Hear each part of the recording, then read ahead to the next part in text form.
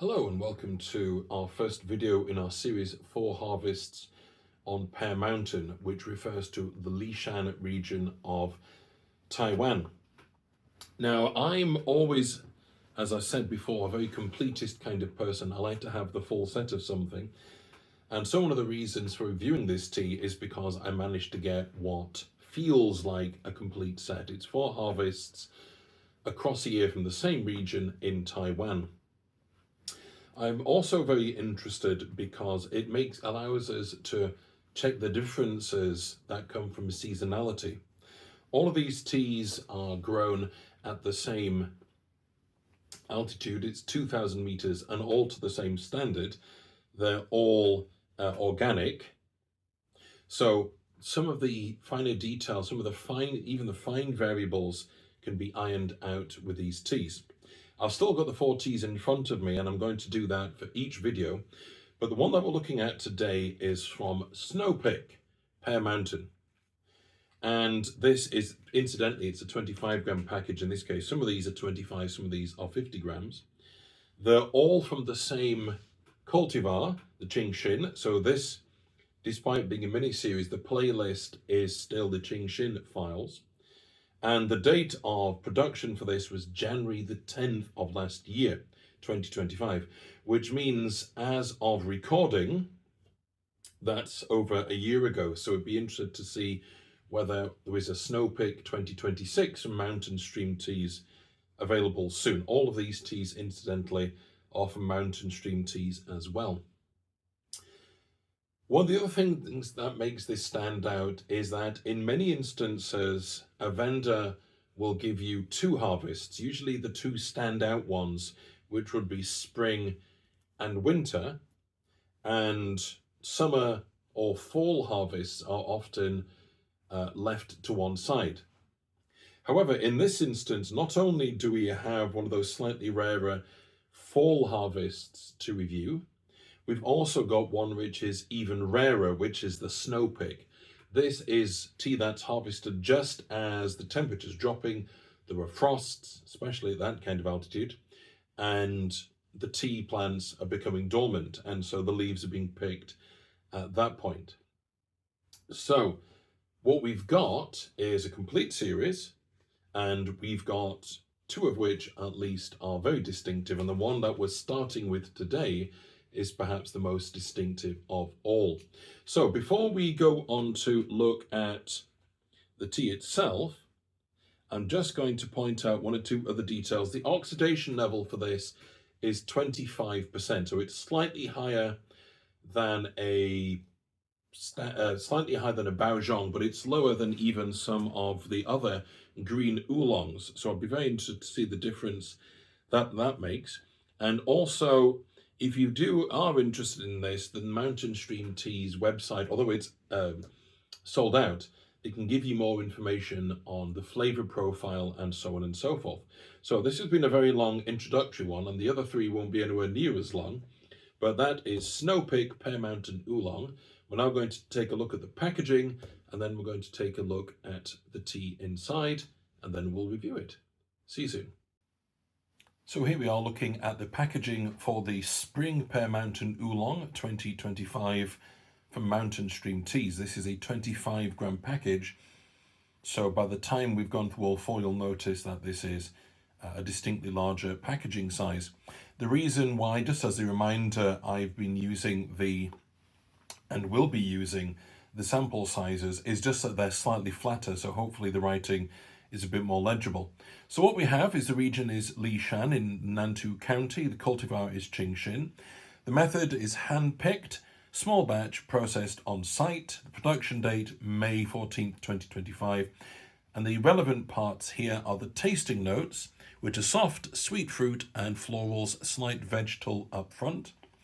And what we'll find is that the brewing parameters as recommended by Mountain Stream Tea for both Gongfu and Western only differ in 1 or 2 characteristics. So in terms of this spring one, it's 5 grams per 100 mils and the water at boiling. And then you've got the time differentials there for Gongfu, and Western it's 3 to 5 grams per mug. So let's move on now to look at the tea inside, and then we will view it. See you soon. Hello again. Now we're going to move on to take a look at the tea leaves themselves.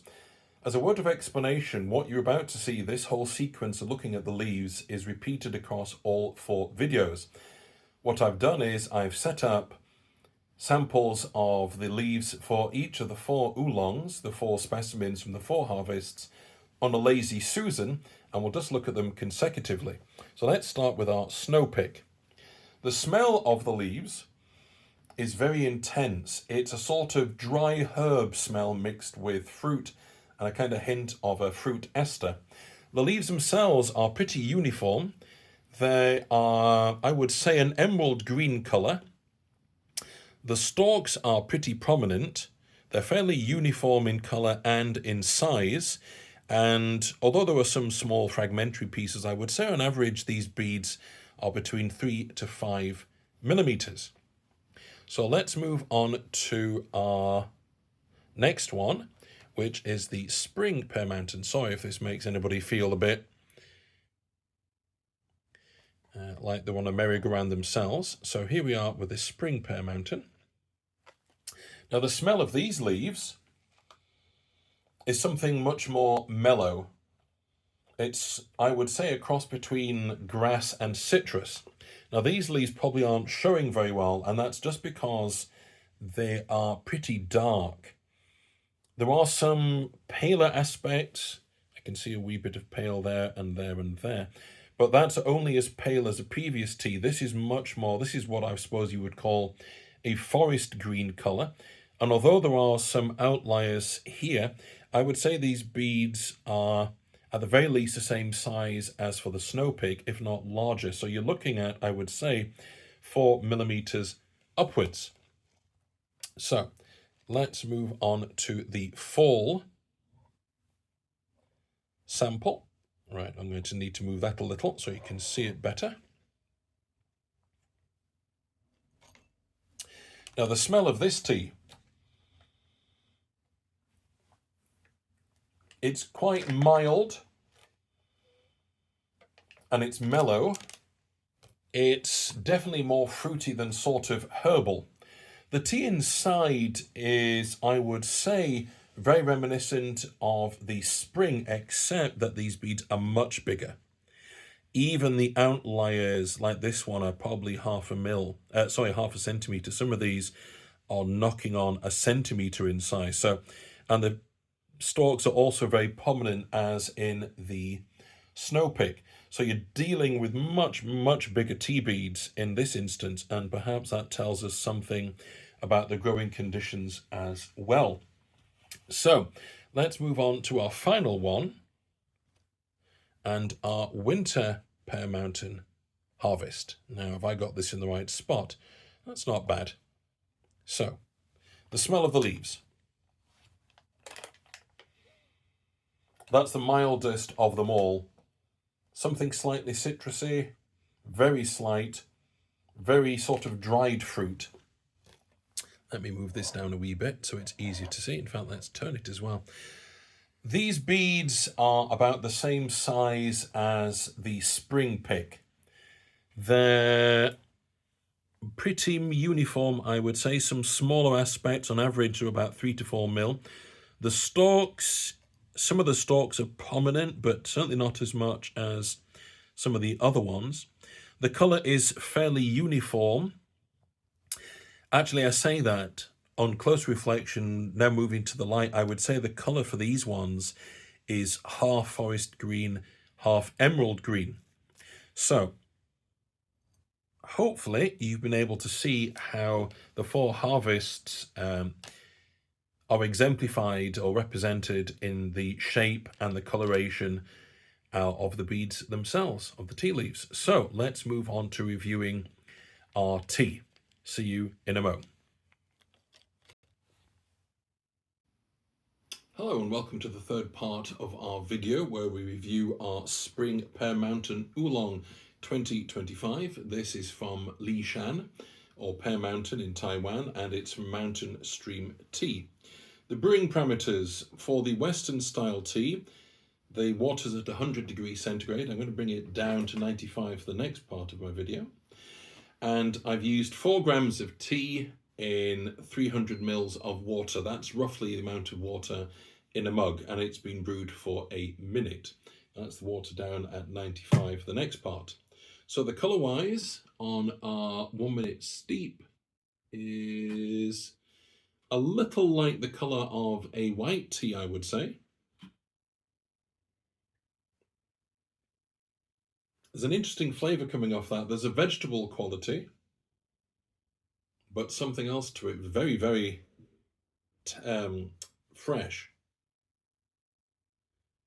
Let's see what it's like on the cup. Yes, that's coming out. Again, a bit of vegetable quality, but very, very fresh and zingy.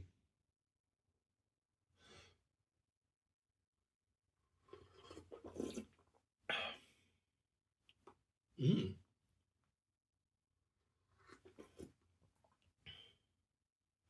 Western style for the first steep. It's got almost like a brassica quality to it. Something that you might get from something that reminds me of like a Brussels sprout, or like a very dark cabbage, like a spring cabbage, something like that. Nothing to do with being overcooked, but just that slightly irony vegetable quality. Very interesting. Water's back down to 95. Again, in deference to the parameters set by Mountain Stream Teas. For this one, compared to the spring, the last snow, the last video, we're going to bump this up to 4 grams of tea. And we will start with a 30-second steeping, or whatever seems best suited, but I'm using the timer really, so that the stopwatch, so I know how long I have gone for. So 50 seconds.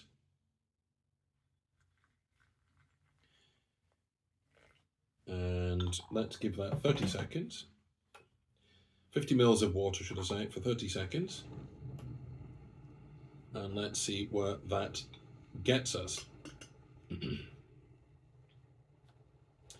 That's interesting. I've never had a tea with that sort of brassica quality to it before. I'm interested to see if that comes out Gongfu. So this is 30 seconds for our first steeping.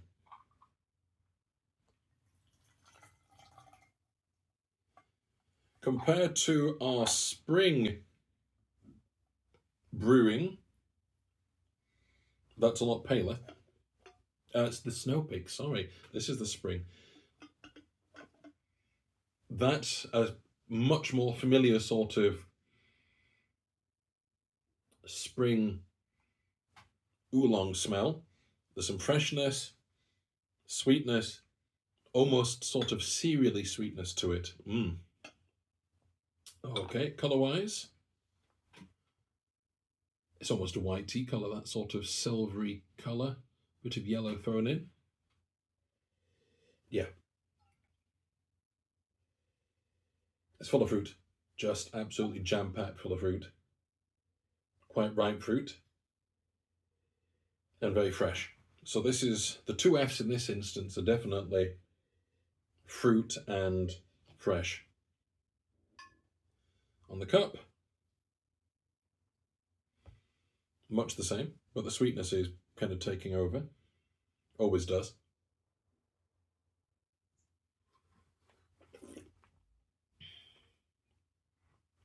Flavour's a little thinner than you might expect, but it's lasting. Wow.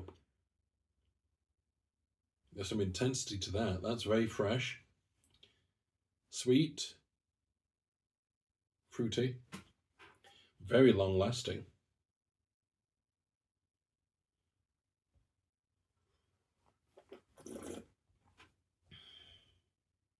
Very smooth. Yeah. That's really what we've got. We've got a straight up, not straightforward, but a straight up 2 F to 3 F's spring oolong. Oh wow, that flavour's lingering already. That's phenomenal. So we're now going to go for, under many circumstances we would go 30 to 35, but those beads are nowhere near fully rehydrated. So we might push that to 40 and see where that takes us. So let's go with that. or really just until the leaves are looking, the beads are looking more thoroughly hydrated. They're already starting to open up. Let's put the lid on for the sake of that. So, the reason I didn't drink too much of this Western is not because there's anything wrong with it. It's very interesting. It's just by the time I've reviewed all of this and I'm doing all of these Lishan, the Pear Mountain teas one after the other, and I really will be doing that if I'm not careful. So let's take this to 40 and see where that gets us.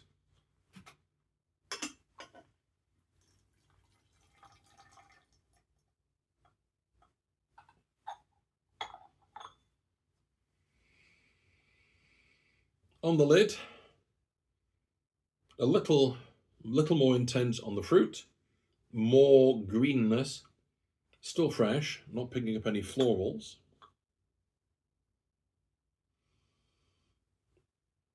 The leaves have a more of a smell of a cooked vegetable quality to them, but very sweet.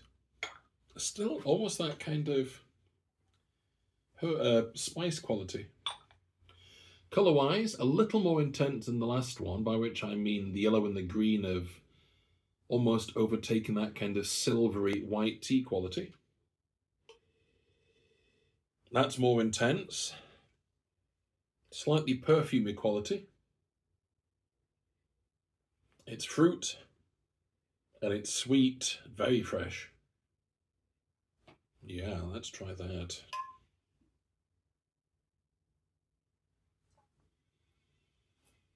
Yeah, funnily enough, it's the cup is picking up the fruit for once.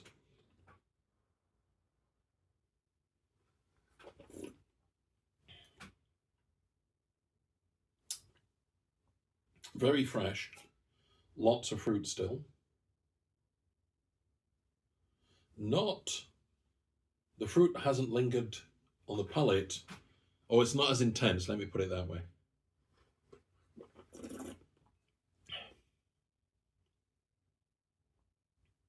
There's something else kind of creeping in. I think there's a little more vegetable, that's what it is, just as hint, but that's sort of taken the edge off the fruit. But really, really smooth, very tasty. So, where are we going to take this? The leaves are... they're still not fully infilled, but they're getting there. So why don't we do that at least 45? And if you want to push to 50, we can. So let's get that running so I know where we are.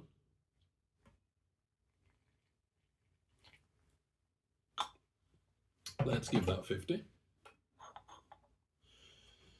The leaves are nowhere near as... they're not filling up the gaiwan as they did. Funnily enough, that's with more tea. That's more tea, but they're not filling up the gaiwan as the snow pick did.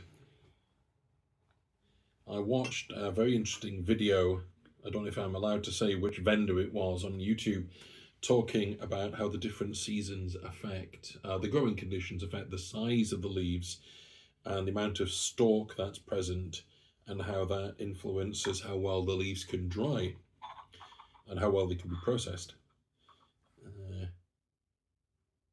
50 seconds. The age of living dangerously.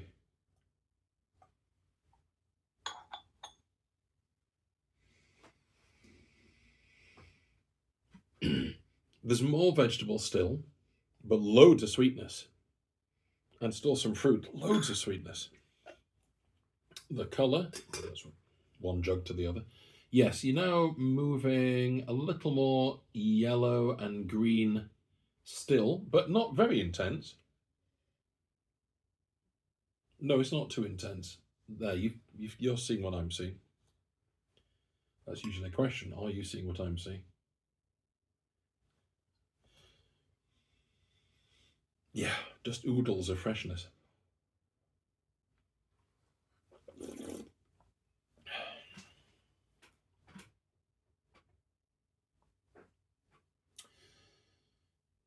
It's the freshness that's sort of taking over now.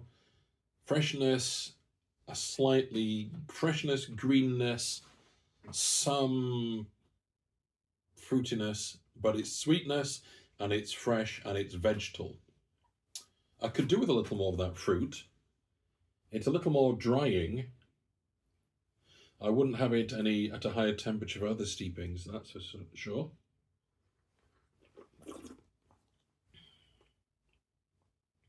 When you take a good mouthful and you do it properly, there's almost a slight butteriness to it, which you do sometimes get.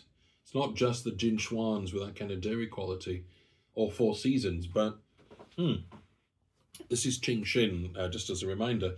But that's really interesting. I'm not getting the florals, but we've had fruit, we've had a lot of freshness, and it's freshness and vegetable quality, that sort of, at the end of that butter quality is lingering in the mouth. So, what can we say about this tea? Well, in relation to the snow one, they're very different. That snow one was brothy, it was very rich, it was sweet and lots of savoury. This one, in its own way, is more of a standard spring oolong, green oolong. I don't mean that as a criticism or to say it's average, whatever that might mean, but there's less surprises. I suppose the surprise is that fruit has turned into vegetable and a much stronger freshness without it becoming astringent. It hasn't done that. There is a touch more. So that's 2 of our videos down so far. I hope that you've learned something from these. I certainly have. And those 2 harvests are very different. This one is something closer to what I was expecting. That Snow Pig was an unknown quality, and I really wasn't expecting that. So, let's wrap up here. I hope this has been of some use and some interest. And all that remains for me is to say happy steeping and God bless.